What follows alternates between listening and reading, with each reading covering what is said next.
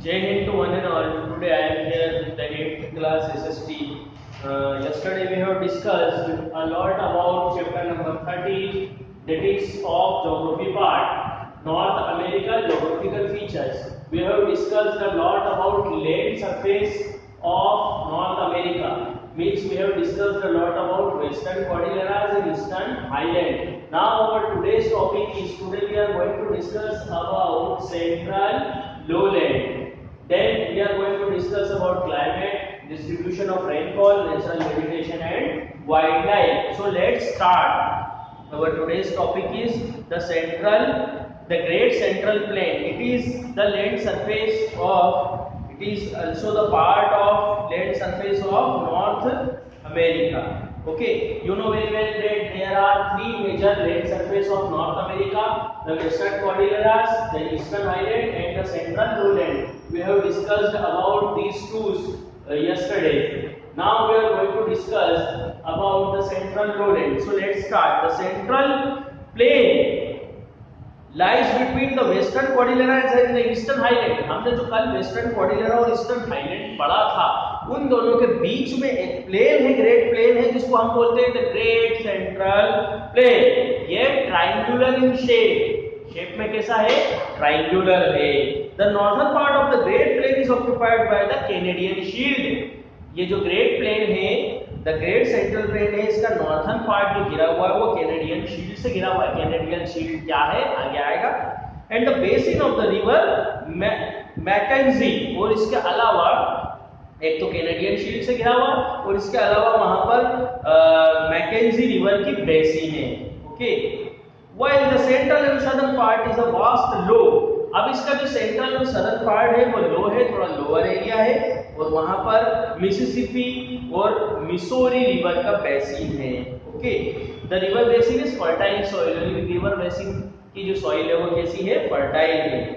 This triangular like plain is called prairie plain. और इसके अलावा जो ये फर्टाइल सॉइल वाला ट्रायंगुलर प्लेन है, ये प्लेन ऑफ पेरीज या पेरी प्लेन कहलाता है.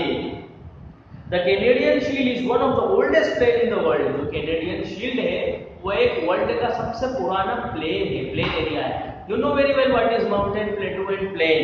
We have discussed a lot in our previous lecture. Okay, this shield surrounds.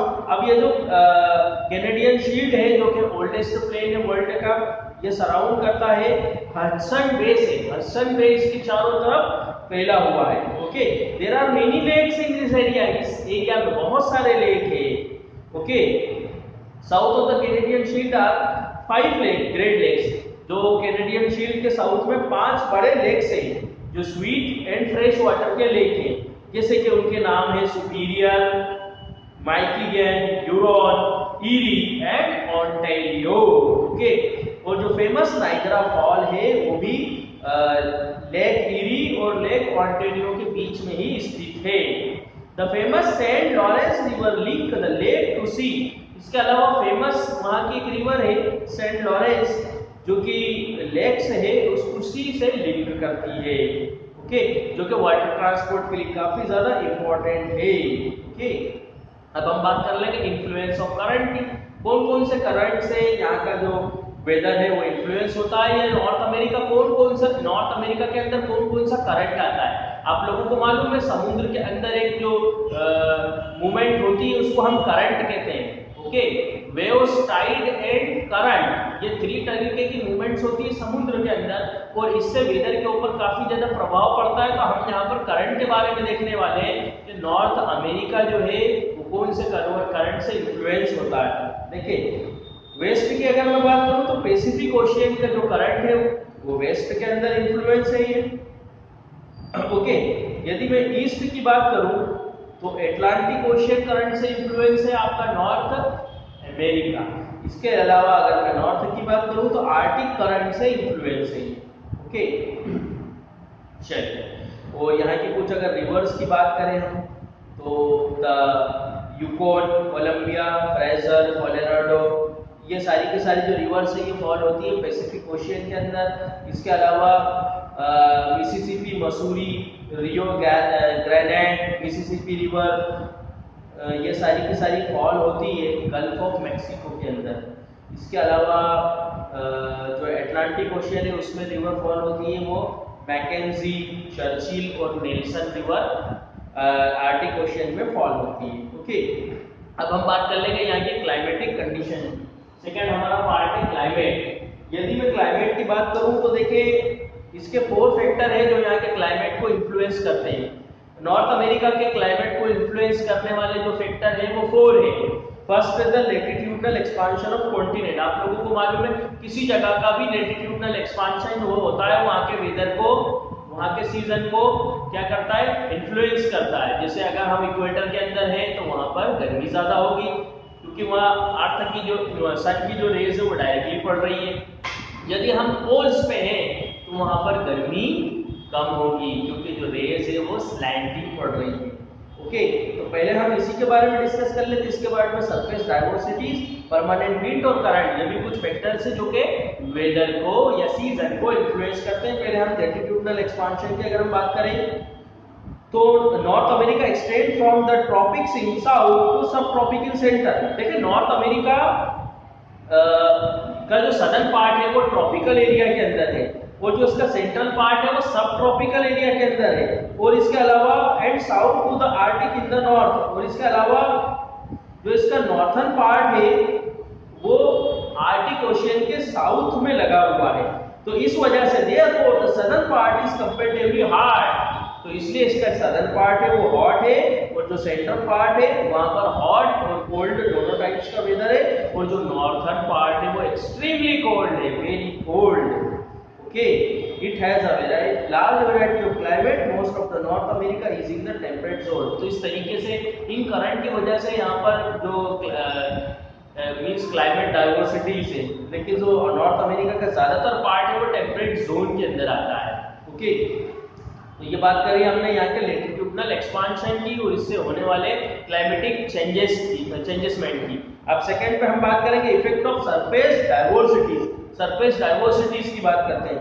In the west Cordillera hold the western wind. देखिए जो वेस्ट के अंदर वेस्टर्न कॉर्डिलेराज है वो विंड को होल्ड कर लेती है। मतलब ये जो वेस्टर्न कॉर्डिलेराज जो माउंटेन हमने देखा था ये विंड को होल्ड कर लेती है, तो इसीलिए इसका जो वेस्टर्न पार्ट है वहां पर बहुत ज्यादा रेन होती है और जो ईस्टर्न पार्ट है वहां पर रेन कम होती है because of rain shadow area. Okay, इसी वजह से जो प्लेन ऑफ पेरिस है वहां पर जो रेनफॉल है वो कम होती है। और जैसे जैसे आप प्लेन ऑफ पेरिस के ईस्ट से ऊपर की ओर आएंगे, वेस्ट की तरफ आएंगे या साउथ ईस्ट की तरफ आएंगे प्लेटू और माउंटेन में, वहां पर रेन इंक्रीज होती चली जाएगी। Okay, in the north of the continent it rains in the forms of snowfall. और इसके अलावा कॉन्टिनेंट के नॉर्थर्न पार्ट में जो रेन होती है वो स्नोफॉल होता है वहां पर, क्योंकि एक्सट्रीमली कोल्ड कंडीशन या एक्सट्रीमली कोल्ड वेदर की वजह से। अब हम बात करते हैं इफेक्ट ऑफ परमानेंट विंड। कुछ परमानेंट विंड का जो इफेक्ट पड़ता है इस पे उसकी हम बात कर लेते हैं। In the west Cordilleras and the highland in the east, both extending from north to south, a very vast plain. देखिए इसके वेस्ट के अंदर कॉर्डिलेराज हैं और इसके अलावा हाईलैंड्स वगैरह हैं जो हमने देखे। Both extending from north to south has very vast plain. इसके अलावा इसके सेंटर के अंदर ये नॉर्थ से साउथ के अंदर जो आपके वेस्टर्न कॉर्डिलेराज फैला हुआ है और हाईलैंड्स जो ये फैली हुई है वो वहां पर एक वास्ट प्लेन एरिया फॉर्म करता है। इसके अलावा यहाँ पर पोलर विंड बहती है नॉर्थ के अंदर विंटर में, और इसके अलावा समर सीजन के अंदर जो हॉट विंड है वो चलती है, इसलिए यहाँ पर हॉट जो विंटर सीजन होता है वो बहुत कोल्ड होता है और जो समर सीजन होता है वो हॉट होता है। Okay, the southern and the south eastern coast of the continent falls in the region of trade wind. जो कॉन्टिनेंट का सादर्न पार्ट है या साउथ ईस्टर्न पार्ट है वो ट्रेड विंड के अंतर्गत आता है। नॉर्थ वेस्टर्न जो कोस्ट है वहां का जो रीजन है वो वेस्टर्नली विंड्स उसको इफेक्ट करती है, तो इसलिए यहाँ पर जो रेनफॉल है वो हेवी होती है, इट रिसीव हेवी रेनफॉल। इसके अलावा जो मानसून विंड है वो मैक्सिकन एरिया को अफेक्ट करती है, इसलिए यहाँ पर समर सीजन के अंदर रेन होती है, काफी ज्यादा रेन होती है। इसके अलावा ट्रेड विंड के इफेक्ट के कारण the gulf of Mexico and the south eastern coastal area receive rain through out the year. Okay, effect of trade wind के इफेक्ट के कारण gulf of Mexico and south eastern coastal area ये through out the year साल के 12 महीने यहाँ पर वर्षा होती रहती है। अब हम बात कर लेंगे इफेक्ट ऑफ करंट की। क्या हम बात कर लें बात कर रहे हैं यहाँ के क्लाइमेटिक जो यहाँ का जो क्लाइमेट डिसाइड हो रहा है वो 4 फैक्टर के कारण हो रहा है। द लेटिट्यूडनल एक्सटेंट के कारण, वो हमने देखा, सरफेस डाइवर्सिटीज के कारण, परमानेंट विंड के कारण, और लास्टली हम देख रहे हैं करंट के कारण। देखिए अगर मैं करंट की बात करूं तो यहाँ पर हॉट करंट और कोल्ड करंट दोनों ही यहाँ पर आता है इसके कॉस्ट में, और वो इसको प्रभावित करता है।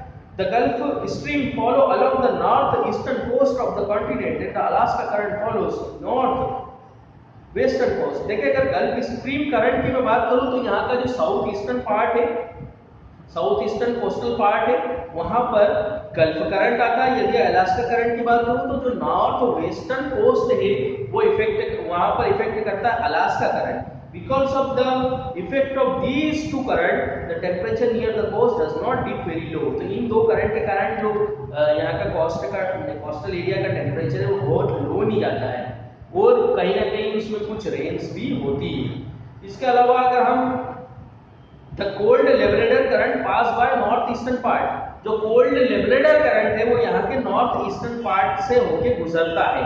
इसके अलावा Californian current along the south western part, जो कैलिफोर्निया करंट है इसके साउथ वेस्टर्न पार्ट के अंदर बहता है। They make the climate of this coastal region extremely cold, तो इस वजह से यहाँ का कोस्टल एरियाज का जो क्लाइमेट है वो एक्सट्रीमली कोल्ड हो जाता है। और इसके अलावा न्यूफाउंडलैंड में हॉट करंट और कोल्ड करंट दोनों आके मीट होता है, तो इसकी वजह से यहाँ बहुत ज्यादा डेंस फॉग हो जाता है। तो जो जहाज वगैरह, जो शिप्स वगैरह को आने में यहाँ बहुत ज्यादा प्रॉब्लम होती है, लेकिन कहीं ना कहीं ये फिशिंग के लिए एरिया बहुत ज्यादा बेहतर है। ओके, क्योंकि यहाँ पर प्लेंटी ऑफ शिप्स पाई जाती है। तो ये हमने देखा यहाँ का क्लाइमेट और फैक्टर अफेक्टिंग द क्लाइमेट, वो भी हमने देखा कौन कौन से फैक्टर यहाँ के क्लाइमेट को अफेक्ट करते हैं। अब हम देखने जा रहे हैं distribution of rainfall. Distribution of rainfall की मैं बात करूँ तो there are 3 western region which get heavy rainfall. 3 region है जहाँ पर बहुत ज्यादा हेवी रेनफॉल होती है। वेस्टर्न रीजन है वो in the inland due to the effect of trade wind, जो इनलैंड है ट्रेड विंड के कारण वहाँ बहुत रेनफॉल होती है। इन द सेंट्रल अमेरिका, इसके अलावा सेंट्रल अमेरिका और साउथ ईस्टर्न एरियाज है जो कि गल्फ स्ट्रीम करंट के क्लोजनेस के कारण यहाँ पर रेनफॉल ज्यादा होती है due to the westerly wind and western coast of British Columbia. इसके अलावा वेस्टर्ली विंड के कारण और वेस्टर्न जो कोस्ट है जैसे ब्रिटिश कोलंबिया का जो वेस्टर्न कोस्ट है वहां पर भी रेनफॉल ज्यादा होती है।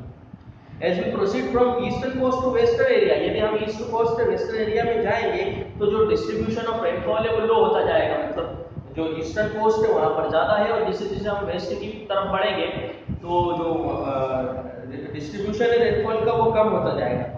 तो जैसे हम एरिज़ोना डेजर्ट में जाएंगे, Arizona desert south western part के अंदर है यूनाइटेड स्टेट्स की, तो वहां पर रेनफॉल बहुत कम है, बहुत ही स्कैंटी ऑफ रेनफॉल है। ओके, क्यों? क्योंकि हम ईस्ट से वेस्ट की तरफ बढ़ गए। ओके, अब हम बात करेंगे lastly natural vegetation and wild life की। यहाँ पर कौन कौन से नेचुरल वेजिटेशन पाई जाती है और वाइल्ड लाइफ पाई जाती है। आप लोगों को मालूम है कि natural vegetation according to the climate होते हैं, जैसा क्लाइमेट होगा या जैसी सोइल होगी उसके अकॉर्डिंगली नेचुरल वेजिटेशन रहेंगे, और जो वाइल्ड लाइफ है वो भी उसके अकॉर्डिंगली रहेगी। देखिए हम स्टार्ट करते हैं the climate and the physical features have great influence on the natural vegetation. ये तो मैं आप लोगों को अभी बता चुका हूँ, नेचुरल वेजिटेशन क्लाइमेटिक कंडीशन के अकॉर्डिंगली रहते हैं। As the origin and the growth both depend on the climate, उनका जो ग्रोथ है वो सब क्लाइमेट पर डिपेंड करता है। किसका? Natural vegetation and wildlife का, पेड़ पौधों का और जंगली जीव का। North America is a continent where very Mediterranean vegetation. देखिए नॉर्थ अमेरिका के अंदर मेडिटेरियन वेजिटेशन है। All type of vegetation of the world are found, दुनिया का हर टाइप का वेजिटेशन यहाँ पर मिल जाता है। Due to the diversity in the climate and uneven distribution of rainfall, diversity is witness in the vegetation also. देखिए यहाँ पर डाइवर्सिटी क्लाइमेट के अंदर जैसे डाइवर्सिटीज है, मैंने अभी आप लोगों को बोला कि यहाँ हॉट करंट और जो कोल्ड करंट है दोनों मीट करता है। बहुत सा एरिया यहाँ का ट्रॉपिकल जोन में आता है, बहुत सा सब ट्रॉपिकल जोन में आता है, और कहीं कहीं पर पोलर विंड्स वगैरह चलती है। जिस तरीके से क्लाइमेट पर डाइवर्सिटी है तो जाहिर सी बात है कि वेजिटेशन के अंदर भी डाइवर्सिटीज आएगी। और इसके अलावा जैसे रेनफॉल अनइवन है, वेस्ट से ईस्ट से जब हम वेस्ट की तरफ जा रहे हैं तो रेनफॉल में जो कमी है वो महसूस हो रही है हमें, तो इसलिए यहाँ पर का जो वेजिटेशन है वो भी उसमें भी डाइवर्सिटी देखने को मिलती है। North America is rich forest wealth, north America में फॉरेस्ट वेल्थ बहुत ज्यादा है। The distance northern part of the tundra remains covered with the snow for the maximum period of year. देखिए जो नॉर्थन पार्ट है टुंड्रा वेजिटेशन का वो पूरे साल भर स्नो से ढका हुआ रहता है, मतलब वहाँ का जो वेजिटेशन साल भर स्नो से ढका हुआ रहता है। कुछ वीक्स ही ऐसे आते हैं उसमें जब वहाँ समर का मौसम होता है या जो स्नोफॉल है वो कम होता है। Mostly the land is covered under the snow. इसके अलावा ज्यादातर जो पेड़ पौधे हैं वो स्नो से कवर होते हैं वहाँ के। ओके, द टुंड्रा विच देखें यहाँ पर जो टुंड्रा वेजिटेशन में कौन कौन से पेड़ पौधे पाए जाते हैं, मोस, लिचेन, स्मॉल श्रब्स, कुछ फ्लावरिंग बियरिंग प्लांट्स भी होते हैं यहाँ, और इसके अलावा कुछ ग्रास की वैरायटीज होती है यहाँ। The entire area look snow covered and barren। यहाँ का जो entire area है टुंड्रा फॉरेस्ट का वो पूरी तरह बर्फ से ढका हुआ होता है, बर्फ की एक सफेद चादर नजर आती है और बैरन नजर आता है, बिल्कुल खाली नजर आता है। The animal which found here, यहाँ पर जो एनिमल फाउंड होते हैं वो रेंडियर है, और इसके अलावा इसको कामधेनु ऑफ एस्किमोस भी कहा जाता है। इन द सदर्न टुंड्रा, यदि हम सदर्न टुंड्रा की बात करें, the wide stretch of east and west experience very cold winter and summer is normal। देखिए यहाँ जो विंटर है वो तो बहुत कोल्ड होता है और जो समर है वो नॉर्मल होते हैं। In this entire area the coniferous forest belt are found. इन पूरे एरिया के अंदर कॉनिफेरस फॉरेस्ट बेल्ट मिलती है। ओके, तो हमने नॉर्थर्न टुंड्रा की बात करी, उसके अलावा हमने सदर्न टुंड्रा की बात करी, वहाँ पर कॉनिफेरस फॉरेस्ट होता है। और यहाँ पर कौन कौन से पेड़ पौधे होते हैं कॉनिफेरस फॉरेस्ट में, चीर, लार्च, स्प्रस, फर, ये सब होते हैं। इसके अलावा the wood of the trees of this forest are very soft. यहाँ का जो वुड होता है वो बहुत ही सॉफ्ट होता है। They are used as pulp for the paper, इसलिए इसको पेपर के पल्प की तरह इस्तेमाल होता है, और इसके अलावा फर्नीचर वगैरह बनाने में इसका इस्तेमाल होता है। The wood cutting therefore is very advanced business in Canada. इसीलिए कनाडा के अंदर जो वुड कटिंग है, पेड़ पौधों को काटना एक बहुत ही बड़ा और एडवांस बिजनेस है। दीज फॉरेस्ट है वाइल्ड लाइफ, इसके अलावा इसमें बहुत सारी वाइल्ड लाइफ भी पाई जाती है इस फॉरेस्ट में, जैसे स्टैग्स है, रैबिट्स है, वोल्फ, फॉक्स, बियर, पोलर या पोलर बियर वगैरह, ये सब यहाँ पर पाए जाते हैं। The central land of the continent where rain is very sparse, the winter is very cold. देखिए यहाँ का अगर सेंट्रल एरिया की बात करूँ, सेंट्रल लैंड की बात करूँ कॉन्टिनेंट की, तो वहाँ पर रेन बहुत ही ज्यादा स्पर्स है और विंटर बहुत ही कोल्ड है। द डिस्टेंस एरिया है प्लेन ऑफ ग्रास, इसके अलावा जो डिस्टेंट एरिया है, जो दूर दराज का एरिया है, वहाँ पर ग्रास का प्लेन है विदाउट ट्रीज वगैरह वहाँ पर नहीं है, इसलिए इसको इस एरिया को प्लेन ऑफ पेरिस भी कहा जाता है। These plain are fertile, ये प्लेन फर्टाइल है, suitable for grazing, मवेशियों के जो ग्राजिंग वगैरह करवाते हैं उसके लिए बहुत सुटेबल है, और एग्रीकल्चर के लिए भी बहुत आइडियल है। ओके, यहाँ का कुछ एक एनिमल्स की बात करूँ तो बिसन्स वगैरह यहाँ पर घूमते रहते हैं। ओके, ये यहाँ के एनिमल्स है। आगे हम बात कर लेते हैं ईस्टर्न पार्ट है द एक्सट्रीम मिक्स्ड फॉरेस्ट। जो ईस्टर्न पार्ट है कॉन्टिनेंट का, वहां पर मिक्स्ड फॉरेस्ट है, व्हाइल द सदर्न पार्ट में टेम्परेट डेसिडियस फॉरेस्ट। और यहाँ के सदर्न पार्ट में temperate deciduous forest. Deciduous forest में कौन कौन से पेड़ पौधे पाए जाते हैं आपको डिस्कस हम पहले कर चुके हैं। The western central areas of Mediterranean vegetation, और यदि हम वेस्टर्न सेंट्रल एरिया की बात करें तो वहां पर मेडिटेरेनियन वेजिटेशन है। हियर ट्रीज ऑफ ओक, वहां पर कौन कौन से पेड़ पौधे पाए जाते हैं, ओक, चील, ऑलिव, रेडवुड, कोल और जूसी फ्रूट्स वगैरह वहां पर लार्ज नंबर में पाए जाते हैं। The valley of California is famous for fruit production. California valley है वो फ्रूट प्रोडक्शन के लिए फेमस है। The bark of trees and leaves are thick, वहां जो बार्क है किसी ट्रीज की वो थिक है। ओके, और जो लीव्स है वो सॉफ्ट है और वाइड है, बड़ी है। The trees are thorny which protect trees from drying up. जो ट्रीज है वो थॉर्नी है, कांटे नुमा है, जो कि कहीं ना कहीं ट्रीज को प्रोटेक्ट करते हैं ड्राइंग अप होने से, सूखने से प्रोटेक्ट करते हैं। तो ये हमने देखा natural vegetation and wild life. कहाँ का देखा हम, नॉर्थ अमेरिका का। अब इसकी जो एक्सरसाइजेस वगैरह मैं आपको प्रोवाइड कर दूंगा, ये चैप्टर आपका कंप्लीट हो चुका है। अब इसको आपको अपने ज्योग्राफी पार्ट में लिखना है। ओके, तो आज के लिए बस इतना ही। कल आप लोगों को इसके स्नैपशॉट्स वगैरह में प्रोवाइड करूंगा। जय हिंद, जय भारत।